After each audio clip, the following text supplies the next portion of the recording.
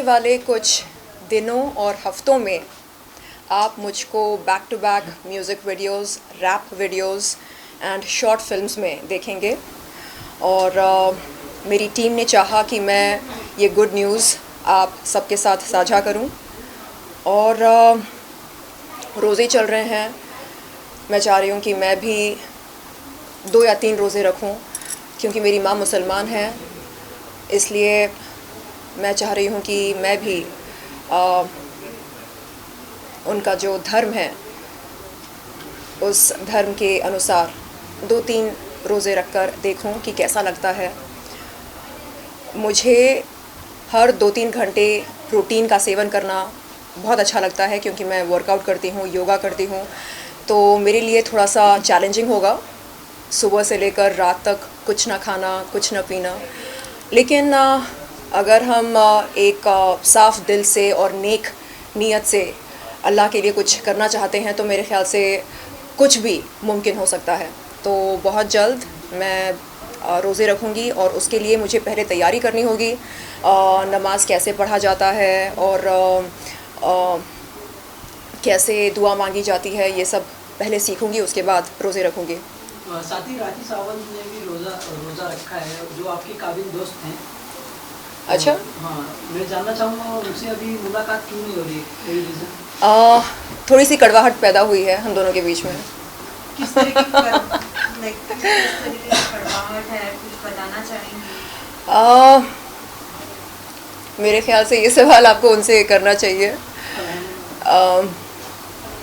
हाल ही में मैंने उनको ये मैसेज भेजा कि उनकी टीम के किसी सदस्य ने मुझको धोखा दिया, तो उन्होंने फिर से अपना फेवरेट डायलॉग मुझको सुनाया, अरे वो तो मेरा भाई है। तो मैंने कहा कि चाहे लड़की का यौन शोषण क्यों ना हो, उसके साथ धोखा क्यों ना हो, हमेशा आरोपी आपका भाई क्यों बन जाता है। आप लड़की के लिए अपने दिल में, या पीड़ित महिला के लिए अपने दिल में हमदर्दी क्यों पैदा नहीं कर सकते। तो इस बात को लेकर थोड़ी सी अनबन हो गई। तो मीन्स आपके साथ कुछ गलत हुआ है, आप ये कहना? जी, चीटिंग हुई मेरे साथ, और राखी के एक टीम मेंबर ने करी है। चलें, हमेशा से आप बोलती है कि जो भी कुछ गलत करता है उसके सामने आप लाती है, लेकिन इस इंसान का भी अगर आप नाम बताएंगे तो और भी बाकी के लोग बच जाएंगे। मैंने हाल ही में जुहू पुलिस में एक शिकायत दर्ज करी थी उस शख्स के ख़िलाफ़, और राखी को मैंने इतला भी किया कि देखो मैं ऐसा करने वाली हूँ, क्योंकि आपके टीम मेंबर ने चीटिंग करी मेरे साथ। तो राखी ने कहा, अरे वो तो बहुत नेक बंदा है, वो मेरा भाई है, भाई है, भाई है। मैंने कहा, राखी आपने साजिद खान के बारे में भी यही कहा था, आपने राज कुंद्रा के बारे में भी यही कहा था। जब कोई मर्द या पुरुष या कोई भी इंसान किसी के साथ गलत करता है, आप सबसे पहले उस आरोपी को अपना भाई मान लेती हैं, बना लेती हैं। आप पीड़ित महिला के प्रति सहानुभूति क्यों नहीं दिखा सकते? आप क्यों नहीं कहती हैं कि अरे तू ही मेरी बहन है, चल बता तेरे साथ क्या गलत हुआ, ओके मैं तेरे साथ खड़ी हूँ। आपका रवैया ऐसा क्यों नहीं होता है? तो मैंने उनसे कहा कि देखो मैं आपके साथ मैसूर चली, क्यों चली मैं? क्या मुझे कोई आर्थिक फ़ायदा हुआ? बिल्कुल नहीं। क्या वहाँ जाकर मैंने कोई फ़िल्म साइन करी, कोई असाइनमेंट साइन करी? बिल्कुल नहीं। मैं वहाँ गई सिर्फ़ और सिर्फ दोस्ती के नाते। राखी ने बोला आप मेरे साथ चलो, और आदिल के ख़िलाफ़ जो कोर्ट केस चल रहा है मैसूर कोर्ट में, आप वहाँ पर मेरे साथ चलो और मुझे हिम्मत दो, सहारा दो, मीडिया से बात करो। मैंने कहा ठीक है, इतना तो कर सकती हूँ ना एक बहन के लिए। लेकिन जब मैं उससे कहती हूँ कि देखो आपके किसी टीम मेंबर ने मुझको धोखा दिया, मेरे साथ चीटिंग करी, तो आप खड़े नहीं होते हो मेरे लिए। यानी ये एक तरफा प्यार कैसे हो सकता है? मैं आपको बहन मानती हूँ, आपको दोस्त मानती हूँ, आपके लिए खड़ी होती हूँ, आपके साथ चली मैं मैसूर, और आपके लिए मैंने इंसाफ की गुहार लगाई वहाँ मैसूर कोर्ट में। लेकिन आपने क्या किया? जब मैंने आपसे कहा कि आपके टीम मेंबर ने चीटिंग करी मेरे साथ, आपने बोला अरे वो तो मेरा भाई है, बहुत अच्छा है, बहुत अच्छा है। तो देखा जाए तो आदिल भी मेरा भाई है, आदिल भी बहुत अच्छा है। मैंने ये वॉइस नोट भेजा राखी को, मैंने कहा राखी तुम गलत कर रही हो, फिर से गलत कर रही हो। आदिल भी मेरा भाई है, जैसे तुम्हारा टीम मेंबर तुम्हारा भाई है ना, आदिल भी मेरा भाई है, अब बोलो। तो उसने कहा कि नहीं, राजश्री से पूछो, राजश्री जानती है उस बंदे को, मैंने कहा ओके, तनु से पूछो, आदिल कितना अच्छा है, जाओ तनु से पूछो, है कि नहीं? तो चित भी मेरी, पट भी मेरी, अंटा मेरे बाप का, ऐसा रवैया नहीं चलेगा, ये गलत है। कहीं ना कहीं आप ये कहना चाह रही हैं कि राखी को जब काम होता है तब वो लोगों को याद करती है, बिल्कुल। काम नहीं है बिल्कुल तो वो बिल्कुल। देखिए, अगर मैं किसी महिला को अपनी बहन मानती हूँ और वो मुझे कल के दिन कॉल करके कहे कि शर्लिन, आपके टीम मेंबर ने मेरे साथ चीटिंग करी है, मुझको धोखा दिया है, तो मैं नहीं बोलूँगी अरे वो तो मेरा भाई है। मैं बोलूँगी बहन, तेरे साथ क्या चीटिंग करी बता, तेरा पैसा डुबाया, तेरा पैसा खाया, ओके ठीक है, बता कितना खाया, तेरे पास कोई प्रूफ है, कोई ट्रांजैक्शन है, कोई स्क्रीनशॉट है, मुझे भेज, मैं अभी की अभी पता लगाती हूँ कि उसने ऐसा क्यों किया। ये होगा मेरा रवैया। अरे मैं दोस्तों की यार हूँ, खड़ी होती हूँ मैं दोस्तों के लिए, जिनको मैं बहन मानती हूँ, भाई मानती हूँ, दोस्त मानती हूँ, उनके लिए मैं खड़ी होती हूँ, स्टैंड लेती हूँ। तो मैंने कहा ये मेरा रवैया होता। लेकिन तू क्या कर रही है, तू बोल रही है नहीं वो तो मेरा भाई है, वो तो मेरा भाई है। ओ माय गॉड, खुदा के वास्ते ये डायलॉग बोलना बंद कर, अच्छा नहीं लगता। रोज़े चल रहे हैं, रमज़ान का महीना है, कुछ तो डर कर ना अल्लाह मियाँ से। चीटिंग किस तरह की हुई आपसे? ये बात राखी को पता है, मुझे पता है, जुहू पुलिस को पता है। खैर अभी ये मसला सुलझ गया। जैसे ही मैंने उस शख्स से कहा कि देखो आपके ख़िलाफ़ मैंने जुहू पुलिस में शिकायत दर्ज करी है, बहुत जल्द एक्शन लिया जाएगा, तो जो आपने गलत किया है उसे सही कीजिए। तो उस शख्स ने जो कुछ लिया था उसे रिफ़ंड किया। मामला टल गया है, ये कह सकते हैं? हाँ, मामला सुलझ गया। धन्यवाद देती हूँ जुहू पुलिस को। और अगर राखी ने कुछ किया होता तो शायद इस मंच पर मैं राखी को भी धन्यवाद देती। लेकिन अफसोस की बात यह है कि हमेशा की तरह इस बार भी उसने वही डायलॉग मारा, अरे आरोपी तो मेरा भाई है। साथ ही आपने राखी के ऊपर कंप्लेन भी किया था, वो कंप्लेन भी आप वापस ले चुके हैं कि अभी तक नहीं? नहीं, वो केस तो चल रहा है बॉम्बे हाई कोर्ट में जी। अगली तारीख है 17 अप्रैल। तो आपने कहा आप था जाओगे केस ताकि- वापस लेंगी, तो आपने अभी तक वापस नहीं लिया। नहीं, मैंने कभी भी इन शब्दों का प्रयोग नहीं किया। नहीं, जब दोस्ती हुई थी मैंने सिर्फ इतना कहा कि जब कभी कोर्ट में सुनवाई होगी तब मेरे काबिल वकील जो सही होगा वो करेंगे जी। फिर साथ ही आपने कहा कि आपके नए प्रोजेक्ट्स आ रहे हैं, जी किस तरीके के प्रोजेक्ट्स है प्लीज बताएं। बहुत जल्द आप मुझको एक कमर्शियल क्लब सॉन्ग में देखेंगे, एक रैप सॉन्ग में देखेंगे, and 3 back to back short films में देखेंगे। और इसके अलावा एक वेब सीरीज़ के लिए बात चल रही है। तो मैं बहुत खुश हूँ कि अब मैं वापस आ गई हूँ बैक विद अ बैंग। पहले अपनी यानी जो कोर्ट केस चल रहा था उसकी वजह से, प्लस अपने स्वास्थ्य की वजह से मैं फुल फॉर्म में काम नहीं कर पा रही थी। बट अभी ऑल इज़ वेल। ईश्वर की, अल्लाह की मेहरबानी है, कृपा है, सब बहुत अच्छा चल रहा है। फिर साथ ही हमेशा से हमने देखा है कि आपके बहुत सारे वीडियोस आते हैं सोशल मीडिया पे फिटनेस के। जी। प्लीज कुछ बताइए, summer days are going on as well as how what should people consume, what are good for their health. जैसे कि आप देख सकते हैं, हैव प्लेंटी ऑफ फ्लूइड्स। ये है पोमेग्रेनेट जूस, अनार का जूस है। तो जितना हो सके आप लिक्विड्स पीते रहिए। इसका मतलब ये नहीं कि आप सोमरस का सेवन करें, बिल्कुल नहीं। लिक्विड का मतलब fruit juice, water, you know, healthy drink. और फ्रूट्स खाएं एंड लाइट आहार खाएं, क्योंकि समर के टाइम यू नो पसीने बहुत छूटते हैं, प्यास बहुत लगती है, तो ऐसे में हेवी खाना खाना अच्छा नहीं रहता है। So I would encourage you all to eat light and eat very healthy food. पौष्टिक आहार खाएं।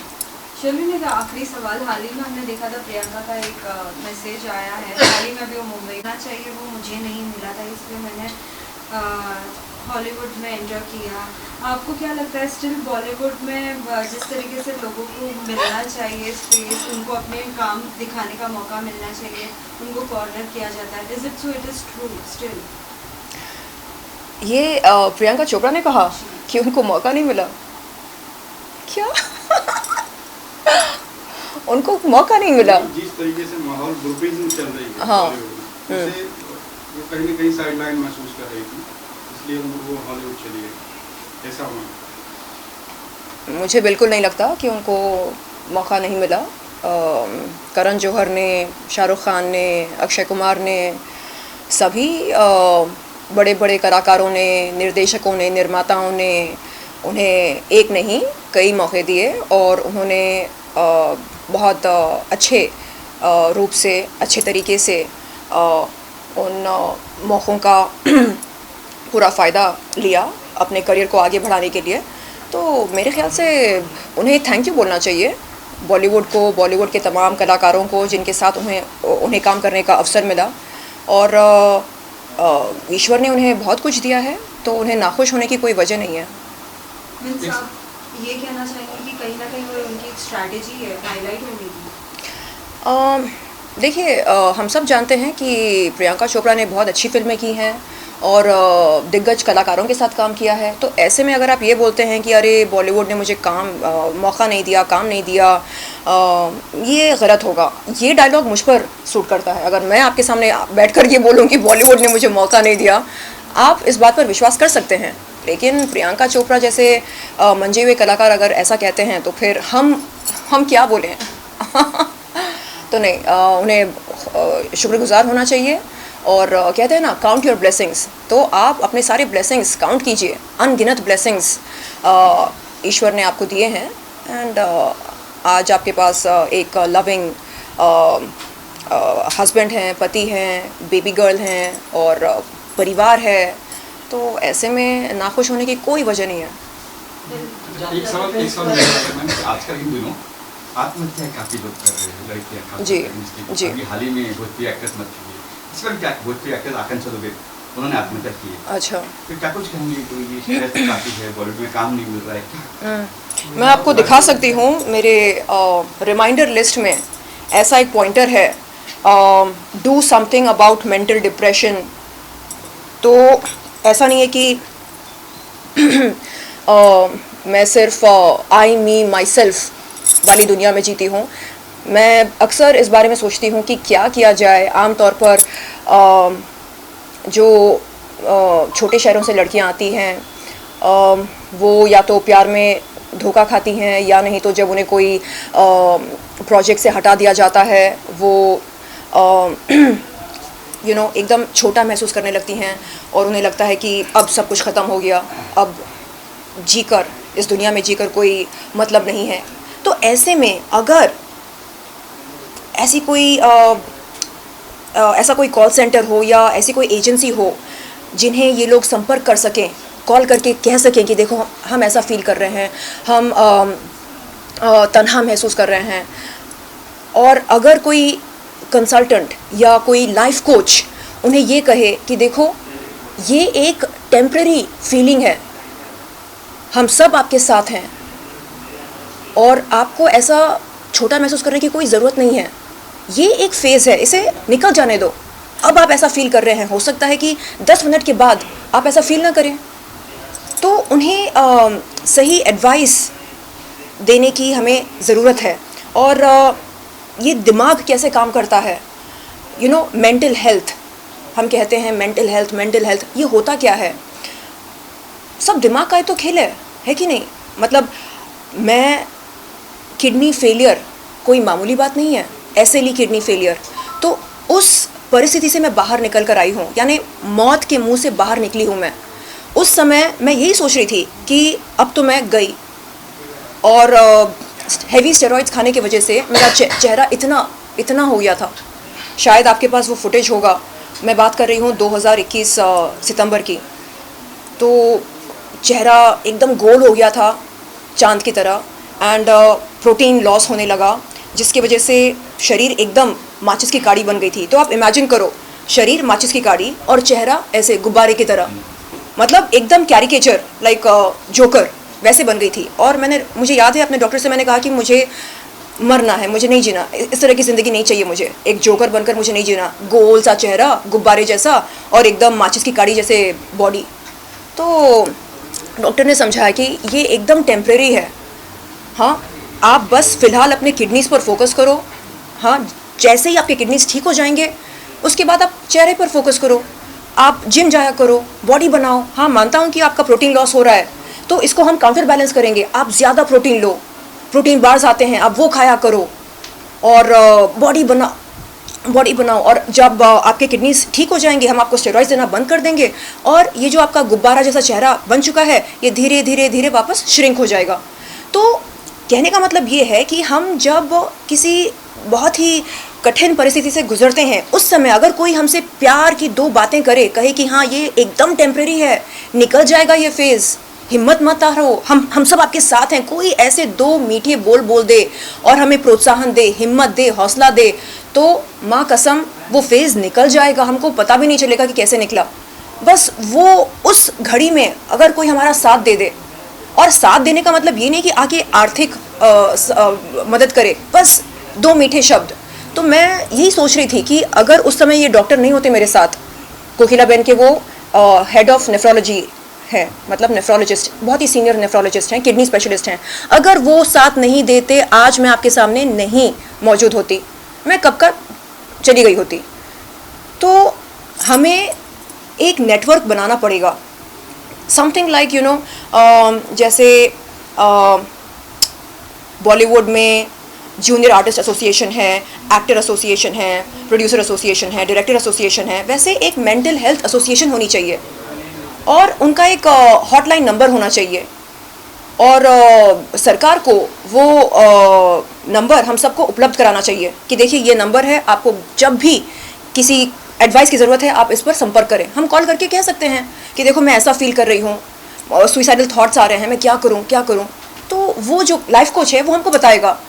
तो अभी इस समय आप लंबी सांसें लो, आप थोड़ा अच्छा फील करोगे, आप अपने इर्द गिर्द देखो क्या क्या है आपके आसपास, आपके पेट्स हैं, घर है, गृहस्थी है, अगर नहीं है तो आप अपने ब्लेसिंग्स काउंट करो, आपके पास क्या है इस समय, आपकी सांसें चल रही है ना, आप थैंकफुल रहो।